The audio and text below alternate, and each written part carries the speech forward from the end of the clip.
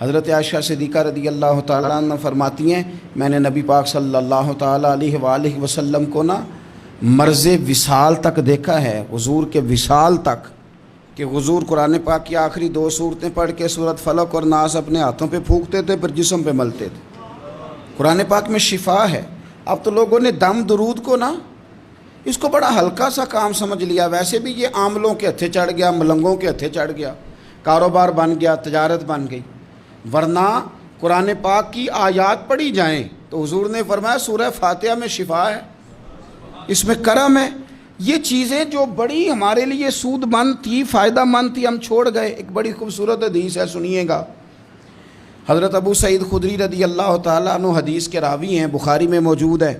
ارشاد فرماتے ہیں کہ ہم ایک سفر پہ تھے، واپس آ رہے تھے، ایک جگہ رات کو قیام کیا، سونا تھا، بستی تھی۔ بستی کے لوگوں نے نہ کھانا پوچھا نہ پانی پوچھا، کوئی ضیافت نہیں کی۔ آدھی رات کا وقت آیا تو ایک بندہ دوڑا آیا، کہنے لگا ہمارے سردار کو بچھو نے کاٹ لیا ہے، تم میں سے کوئی بندہ دم درود کر لیتا ہے؟ تو ایک صحابی کہنے لگے کر تو لیتے ہیں، پر تم نے چونکہ ہمیں کھانا پانی تک نہیں پوچھا، تم اگر دم کراؤ گے تو مفت نہیں کریں گے۔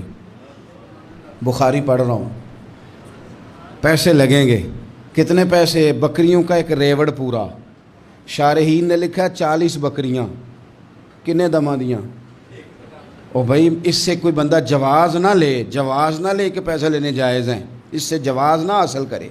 آپ بات کو سمجھیں، پس منظر کیا ہے؟ پانی تک نہیں تم نے پوچھا۔ کچھ لوگوں کا علاج ہوتا ہے، انہوں نے کہا پیسے لیں گے دم کر دیں گے۔ صحابی نے کہا حضرت ابو سعید خدری رضی اللہ تعالیٰ عنہ فرماتے ہیں وہ چونکہ تنگ تھے، بچھو کاٹ گیا، اور سردار کو کہا چل تو صحیح نا۔ وہ صحابی گئے، سورہ فاتحہ پڑھ کے دم کیا، اور حدیث بخاری سے میں آپ کو دکھاؤں گا۔ لوگ کہتے ہیں دم کدھر سے آ گیا؟ بخاری پڑھ رہا ہوں، صحیح بخاری۔ شفا تو اللہ نے دینی ہے نا، رب کریم نے شفا دے دی۔ بکریاں لے لیں، آ گئے جہاں آرام کر رہے تھے اس جگہ۔ صحابہ میں اختلاف ہو گیا، کچھ کہنے لگے بکریاں لینی چاہیے تھی، کچھ کہنے لگے نہیں لینی چاہیے تھی۔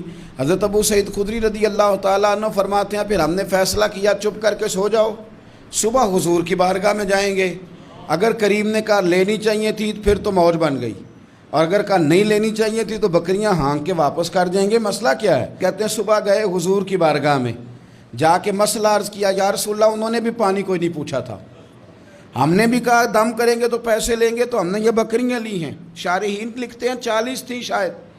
تو یا رسول اللہ اب کیا کریں؟ حضور مسکرانے لگے، حضور مسکرانے لگے۔